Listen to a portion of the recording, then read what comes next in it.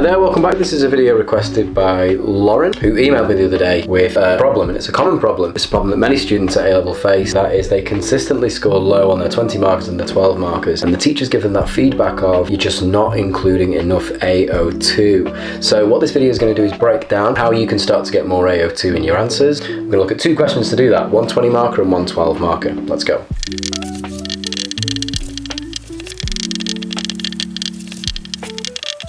Okay, so those of you that have seen my videos before, evaluate questions involve you demonstrating 5 core competencies. And it's the competencies in position 4 and 5 that will allow you to score more AO2 marks. So the 4 and 5 are as follows.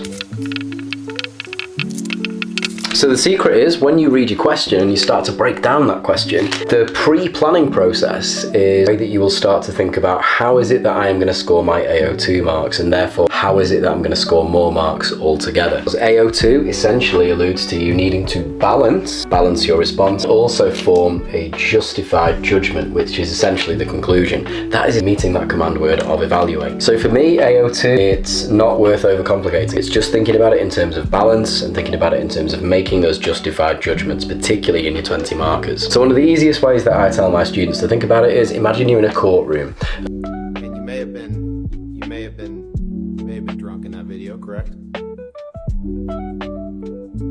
There's a possibility of that. And something's been presented. In this particular essay, it's that a view has been presented. So it's evaluate the view. That's what you're being asked to do in that courtroom. Evaluate the view. Put the view on trial.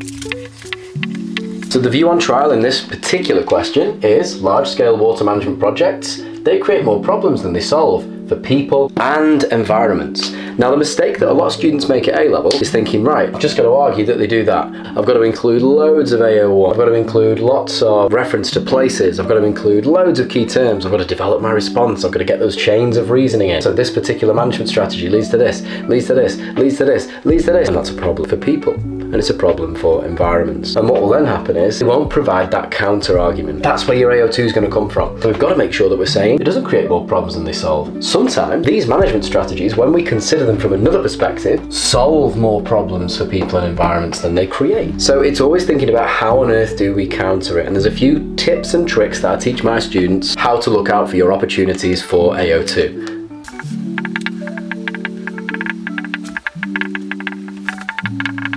So in A-level geography, you can't go wrong framing your AO2 from the perspective of these things here. So when we've presented an argument on this side, does that rule, does that argument apply in all spaces? Does that argument apply at all scales? The example that we've spoken about here on this side is at the local scale, but what about if we consider this from the global scale? Would that argument still stand? What about in terms of timescale? In terms of timescale, the argument we've presented here in a short term, it's had this real problem. It's not solved the problem here, it's created another one. What about if we consider it from the long term? Over the long term, would the argument still stand? Stakeholders. The argument we presented here presents it from the perspective of these stakeholders. But what about if we present it from the perspective of these stakeholders over here? Or these key players, the decision makers? Maybe for them it would solve a hell of a lot more problems. And then finally, a clever trick and a clever hack in some circumstances can be to just say, look, it's uncertain, and here's why it's uncertain, so argument inconclusive when we consider it from this perspective. So that's how you're going to pick up your AO2 mark. That's easier said than done. So what I get my students to do is, when they're breaking down the 20 markers, on the right hand side of the page, before they even start planning, write down these 5 words here.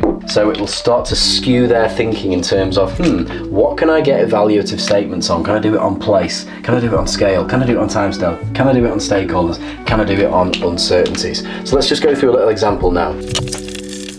So, bit of content for you. So in terms of the large scale water management strategies that we could potentially think of, a mega dam. A mega pint. This is a very popular choice for this question. I've seen this question done a lot, and I've seen it done well, and I've seen it done poorly. Now, Megadam for me, one of the best case studies that you can go for is good in Ethiopia. The Grand Ethiopian Renaissance Dam looks a little bit like this. Okay, created a number of problems. Now, the best way to go with dams is that it will create problems. So one of the major problems is for Egypt, because obviously this is located on the Nile. Egypt rely on the Nile for over 90% of their water. And what this dam will do, it will reduce downstream discharge. So when we consider it from the perspective of Egypt, we can say, yes, I'd agree here that it's created more problems than it's solved. What's our counter argument? So our counter-argument could be along these lines. Now, you've got to signal to the examiner that you are about to present a counter-argument and that you are attempting to score that AO2 credit. Always got to start off your paragraphs with the word, however. That's the signal. It's like the red light. Examiner, I'm about to try and score some AO2 marks here. So, however. Okay, so a sentence opener might be something along the lines of, when we consider it from the perspective of Ethiopia and the surrounding countries, we could argue that it solves more problems than it creates. So one of the big things in Ethiopia is that there was only 45% of the country that had access to electricity. Not only that, generation of electricity from GERD in Ethiopia will also be shared with other countries in the region. So not only will it generate power for Ethiopia, it will generate power for countries like Sudan, South Sudan, those surrounding countries that are nearby to Ethiopia. So actually, scale at which problems are solved is greater than they are created when we consider it just from the perspective of Egypt. So it's not that we're saying that there aren't problems created. Certainly in Egypt, there are more problems created by this project than they are solved. But when we consider it from the perspective of Ethiopia, surrounding countries, the scale at which those benefits are experienced could actually counter this, and we could actually say that more problems are solved for more people. So it's thinking about that. More people, there's a greater scale of benefits, and what we've done there is we've balanced it, presented a counter argument by considering it from a different perspective, the perspective of scale. At this local scale, yes, we'd agree with the argument. However, at the regional scale, this is where we could provide a counter argument. That's balance, that's AO2.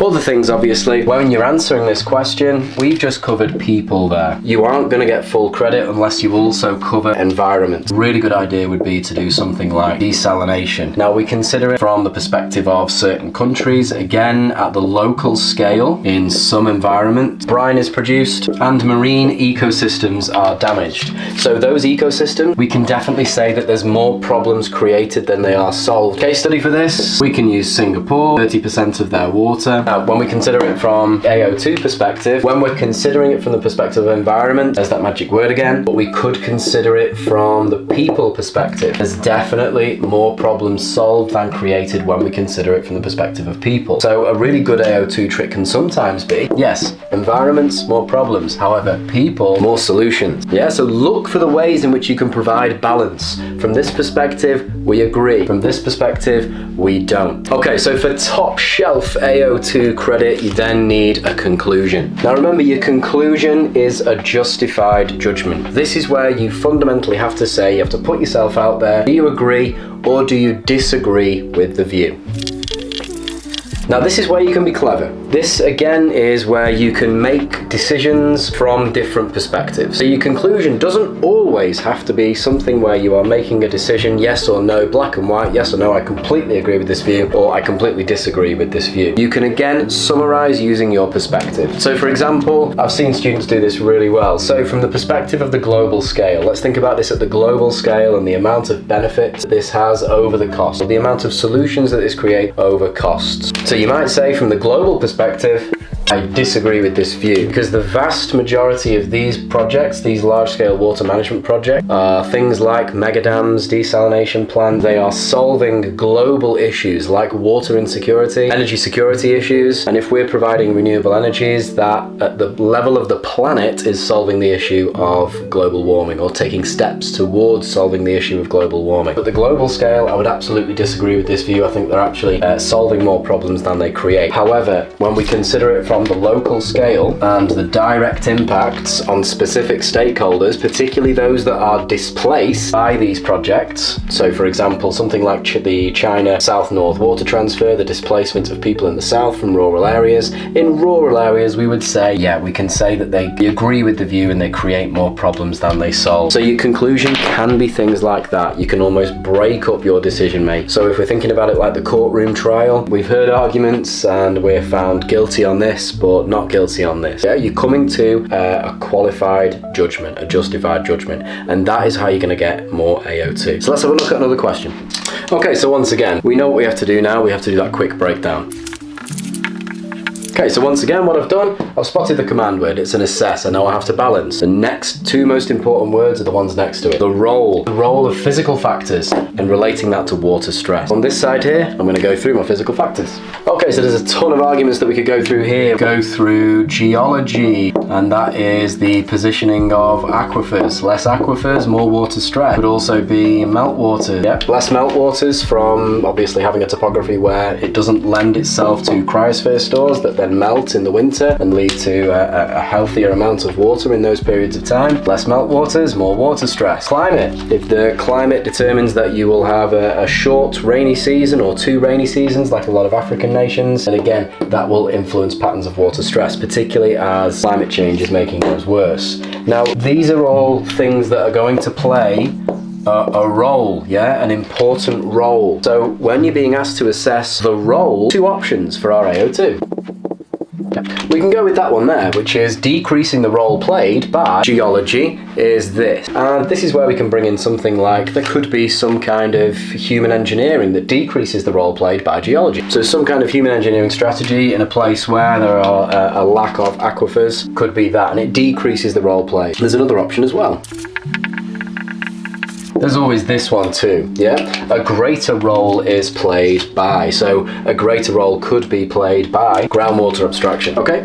So to summarize, AO2 is easy when you think about it in a simple way. It's just providing balance. And the ways that you're going to generate that balance are by coming up with things where you can balance from the perspective of place, space, scale, timescale, uncertainties, stakeholders. It's thinking about your arguments from a different perspective. So AO2 will never be a counter argument that's trying to obliterate your initial argument. These arguments are valid. They're always going to be valid. That's the case with geography, but they're not valid everywhere. They're not valid to everyone. They might not be valid in the future. That's always the way that you've got to think about it, and that's tricky. That's tricky in the exam situation, but the more you practice it, the better you will get. Okay, so I hope that video has helped. Any more requests, please send them through to simon@stanfordeducation.co.uk. It will be my pleasure to do more of these videos. Okay, all the best.